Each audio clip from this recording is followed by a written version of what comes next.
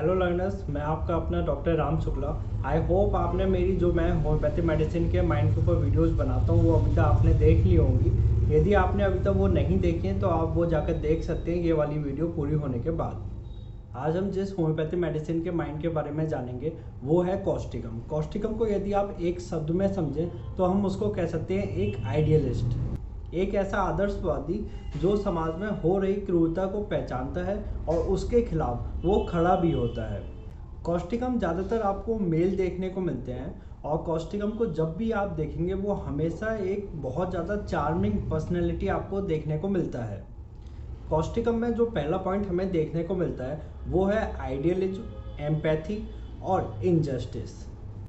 Causticum एक बहुत ज़्यादा आइडियलिस्ट पर्सनैलिटी होता है और एक आइडियलिज्म आपको हर मेडिसिन में अलग अलग देखने को मिलता है। यदि आप सल्फ़र की बात करें तो सल्फ़र का आइडियलिज्म ऐसा होता है कि उसके पास आइडियाज़ तो बहुत होते हैं लेकिन प्रैक्टिकली वो कुछ नहीं करना चाहता है उन आइडियाज़ के लिए। आइडियाज़ दूसरों को सुनाता ज़रूर है लेकिन खुद से उन आइडियाज़ पे काम करना वो नहीं चाहता है। ऐसे यदि आप फॉस्फोरस की बात करें तो फॉस्फोरस भी आइडियलिज्म होता है लेकिन जो फॉस्फोरस होता है वो खुद से आइडियलिज्म नहीं होता है। वो कॉस्टिकम वाली जो पर्सनैलिटी होती है आइडियलिज्म की, उसकी बात सुन के वो एक आदर्शवादी बन जाता है। ये ऐसी पर्सनैलिटी आपको फॉस्फोरस में देखने को मिलती है। वैसे ही जो कॉस्टिकम की आइडियलिज्म होती है वो उसकी नेचुरल होती है, उसके जन्म से ही उसके साथ होती है। जो कॉस्टिकम का आइडियलिज्म होता है वो मेनली दो फैक्टर पर डिपेंड करता है। पहला फैक्टर जो दूसरों के ऊपर जो उसकी सिंपैथी होती है उसके लिए कॉस्टिकम बहुत ज़्यादा आइडियलिज्म होता है। और दूसरा पॉइंट आता है कि जो दूसरों के साथ जो इनजस्टिस होता है उसके प्रति भी कॉस्टिकम बहुत ज़्यादा आइडियलिज्म होता है।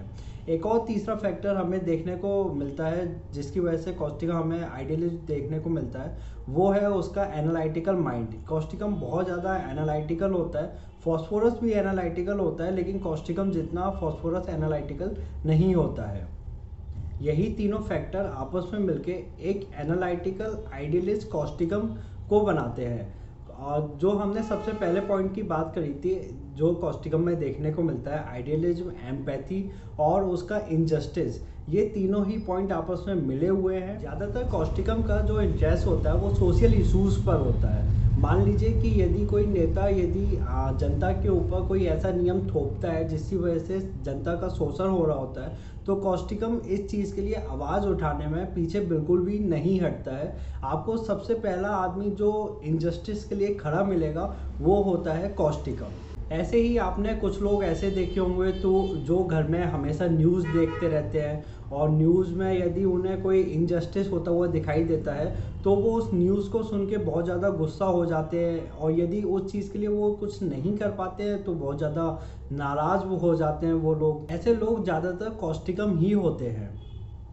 पहले के ज़माने में जब कोई इनजस्टिस होता था या कोई गलत चीज़ होती थी समाज में तो कॉस्टिकम क्या करता था कि न्यूज़ वालों को या पॉलिटिशियंस को लेटर लिखा करता था। लेकिन आज का ज़माना तो बहुत आगे निकल चुका है, सोशल मीडिया का ज़माना आ गया है तो लोग आजकल ऑनलाइन ही ये सारी चीज़ें डालते हैं। तो जो लोग आपको ऑनलाइन जो समाज में हो रहा है, जो गलत हो रहा है, उसके प्रति यदि कोई खड़ा मिलता है तो ज़्यादातर वो कॉस्टिकम ही होते हैं। या आपको कुछ लोग ऐसे देखने को मिलते हैं जो किसी से प्रभावित होते हैं तो वो लोग फॉस्फोरस होते हैं। और कॉस्टिकम आपको इन्हीं सोशल इशूज़ को लेकर कैंपेन करता हुआ भी दिख जाता है। जो आदमी भीड़ में सबसे आगे खड़ा रहता है वो ज़्यादातर कॉस्टिकम ही होते हैं। और या फिर कॉस्टिकम से प्रभावित होकर जो आदमी आगे खड़ा होता है या कॉस्टिकम के जस्ट पीछे खड़ा होता है वो फॉस्फोरस होते हैं। कैंपेनिंग के अंदर आपको नेट्रम म्यूर भी देखने को मिलेंगे लेकिन नेट्रम म्यूर और कॉस्टिकम की जो कैंपेनिंग होती है उसके अंदर एक डिफरेंस जो हमें मेनली देखने को मिलता है वो सिर्फ इतना है कि कॉस्टिकम उन्हीं चीज़ों के लिए कैंपेनिंग करता है जिन चीज़ों को वो अपनी लाइफ में पहले फेस कर चुका होता है। मान लीजिए यदि नेट्रम म्यूर को पहले सेक्सुअली एब्यूज़ किया गया हो तो नेट्रम्यूर आगे जो कैंपेनिंग के अंदर यदि खड़ा रहेगा तो ऐसी कैंपेनिंग के अंदर खड़ा रहेगा जिसमें सेक्सुअल एब्यूज वालों को पनिशमेंट देने की बात हो रही हो। वहीं यदि हम कॉस्टिकम की बात करें तो कॉस्टिकम की जो कैंपेनिंग होती है वो इसलिए नहीं होती है कि उसके पास में उसने वो चीज़ें फेस की होती हैं, उसे बस वो चीज़ गलत लगती है और वो उसके लिए खड़ा हो जाता है, वो भी भीड़ में सबसे आगे। ऐसे ही जो कॉस्टिकम होते हैं वो आपको न्यूज़ एंकर के रूप में भी दिखाई देते हैं। सारे न्यूज़ एंकर तो नहीं, लेकिन हाँ कुछ न्यूज़ एंकर ऐसे भी होते हैं जो हर मुद्दे को उठाते हैं, चाहे वो किसी भी पॉलिटिकल पार्टी का क्यों ना हो या समाज में कोई भी गलत चीज़ क्यों ना हो, उस हर मुद्दे को यदि कोई एंकर उठाता है तो वो एंकर ज़्यादातर कॉस्टिकम के ही होते हैं। आपको कॉस्टिकम ज़्यादातर अकेले ही देखने को मिलते हैं और उसका रीज़न ये नहीं है कि जो कॉस्टिकम होता है उसकी इंटेलेक्चुअल पावर बिल्कुल भी अच्छी नहीं होती है। कॉस्टिकम की इंटेलेक्चुअल पावर बहुत अच्छी होती है, तभी तो वो भीड़ में सबसे आगे खड़ा रहता है किसी भी मुद्दे को लेकर। फ़र्क सिर्फ इतना होता है कि कॉस्टिकम को सच्चाई से मतलब होता है, इसलिए जो उसके आइडियाज़ होते हैं वो समाज में हो रही चीज़ों को लेकर ही होते हैं।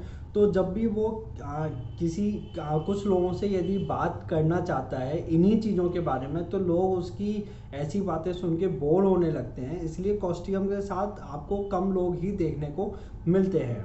वहीं यदि हम सल्फ़र की बात करें तो सल्फ़र के पास भी बहुत सारे आइडियाज़ होते हैं, समाज को सुधारने को लेकर हो सकते हैं, किसी और चीज़ को लेकर हो सकते हैं।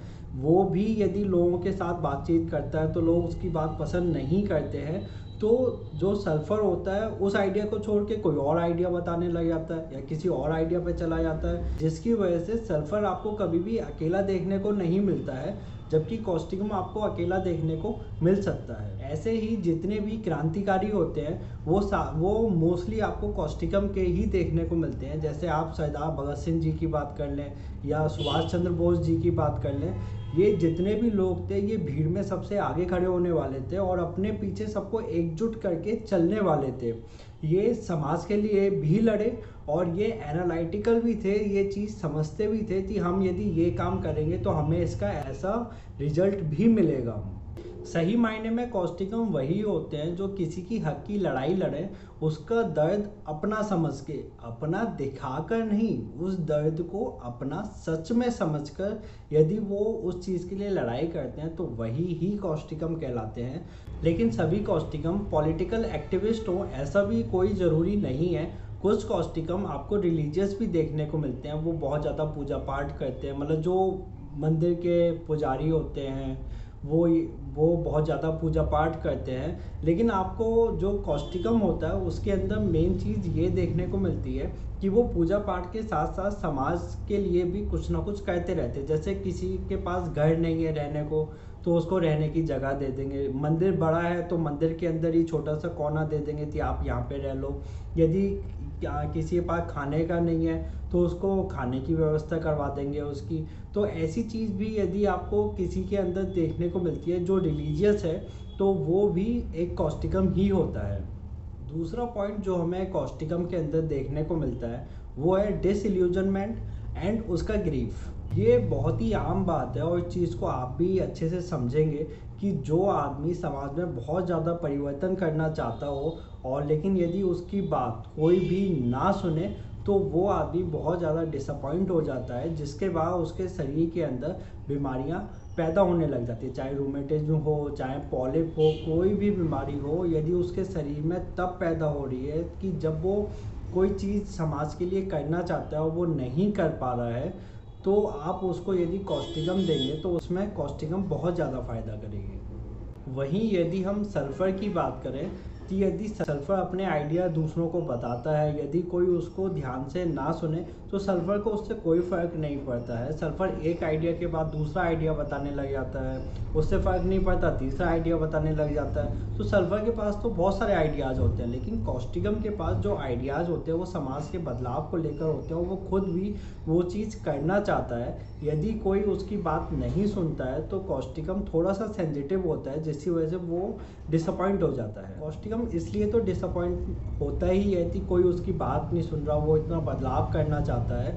इसके अलावा एक और चीज़ हमें कॉस्टिकम में देखने को मिलती है, जिसकी वजह से कॉस्टिकम डिसअपॉइंट हो जाता है या फिर वो अपने ग्रीफ में चला जाता है, वो ये है कि जब वो जिसको पसंद करता है यदि उसे खो दे, यदि उसकी डेथ हो जाए जिसको वो पसंद करता है, तो उसके बाद भी कॉस्टिकम ग्रीफ के अंदर चला जाता है। कॉस्टिकम एक रोमांटिक पर्सनैलिटी होता है और एक वार्म हार्टेड भी होता है, तो वो अपने पार्टनर से बहुत ज़्यादा प्यार करता है, उसकी बहुत ज़्यादा केयर करता है। लेकिन जब उसकी डेथ हो जाती है तो कॉस्टिकम बहुत ज़्यादा दुखी हो जाता है। कॉस्टिकम का ग्रीफ कंटिन्यू उसके साथ हमेशा बना रहता है उसके लाइफ टाइम। जब तक आप उसे कॉस्टिकम नहीं देते तब तक तो लाइफ टाइम उसके साथ हमेशा बना ही रहता है, और जिसकी वजह से उसके बॉडी के अंदर बहुत सारी डिजीज़ें डेवलप होना शुरू हो जाती हैं। और जब भी उसको अपने पार्टनर की याद आती है वो हमेशा रोने लग जाता है। ये बात सिर्फ पार्टनर के लिए ही नहीं है, वो जिसको भी प्यार करता है, हो सकता है वो उसके माँ बाप हों, हो सकता है वो उसके बच्चे ही हों, तो जिसको भी वो प्यार करता है यदि वो ख़त्म हो जाता है और जब भी उसे उनकी याद आती है तो वो हमेशा रोने लग जाता है। लेकिन जो कॉस्टिकम सोशली एक्टिविस्ट होते हैं वो इस ग्रीफ से बहुत जल्दी बाहर आ जाते हैं, क्योंकि उन्हें समाज के लिए कुछ करना होता है। लेकिन जो लोग सोशली एक्टिविस्ट नहीं होते हैं या कभी हुआ करते थे और फिर उसके बाद जब किसी ने उनकी बात नहीं सुनी तो उन्होंने वो चीज़ करना छोड़ दिया या लोगों को अपने आइडियाज़ बताने बंद कर दिए, तो ऐसे लोग अपने ग्रीफ में हमेशा बने रहते हैं। उससे बाहर आने में उनको बहुत ज़्यादा समय लग जाता है। आई होप अब आप कॉस्टिकम के ये 2 पॉइंट अच्छे से समझ गए होंगे। यदि आपको अभी भी इन दोनों पॉइंटों में कोई भी कन्फ्यूजन हो तो आप नीचे कमेंट कर सकते हैं। बाकी कॉस्टिकम का सेकंड पार्ट भी आएगा जिसमें हम उसके माइंड के बचे हुए अगले पॉइंटों के बारे में भी जानेंगे। बाकी आप चैनल सब्सक्राइब कर लीजिए। मैं होम्योपैथी मेडिसिन के माइंड के ऊपर ऐसी वीडियोस हमेशा लाता रहूँगा। Thank you.